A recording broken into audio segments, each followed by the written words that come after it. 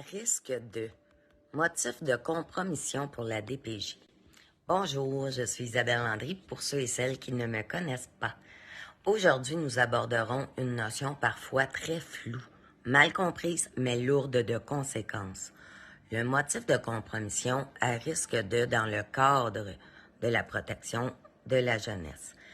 Dans le langage de la DPJ, un enfant est dit à risque de compromission lorsqu'il ne subit pas nécessairement de mauvais traitements au moment de l'évaluation, mais que certains éléments permettent de croire qu'il pourrait en subir prochainement. S'il n'y a pas de changement dans son environnement ou dans les comportements parentaux. Autrement dit, on agit en prévention, mais cette prévention peut parfois prendre des formes très lourdes. Ce critère repose sur une évaluation de plusieurs facteurs de vulnérabilité présents dans la vie de l'enfant ou de ses parents. Il s'agit donc pas d'un constat de maltraitance, mais d'une lecture potentielle de danger futur.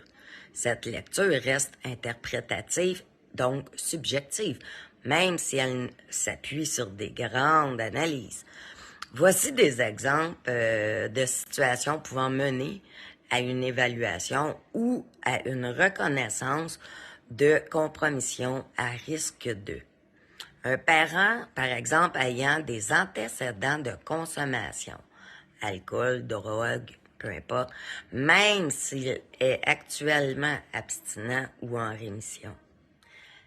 La présence d'un diagnostic de santé mentale, même en l'absence de crise actuelle ou de rechute.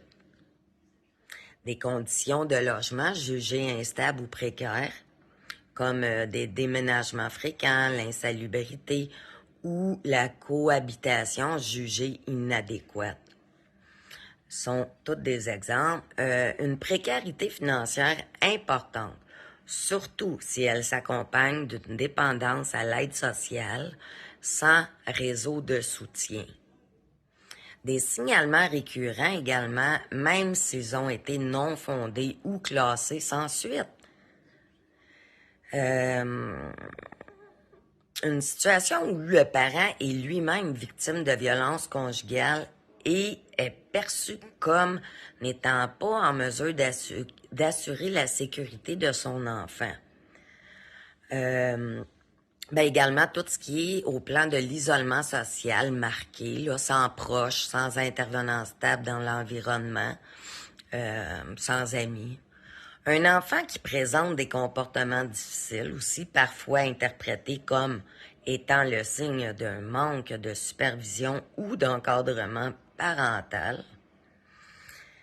Mais attention, bien que ces motifs visent à prévenir la souffrance, il peut aussi, lorsqu'il est mal appliqué, engendrer des interventions intrusives, stigmatisantes et parfois très injustifiées.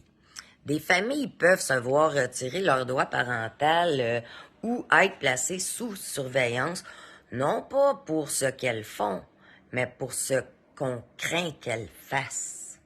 D'où l'importance de la nuance, du discernement et de l'accompagnement bienveillant, plutôt que du contrôle et de la rigidité.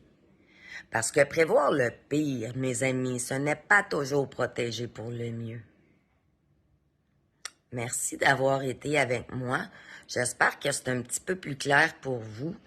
À la prochaine et surtout, bonne réflexion et bonne journée.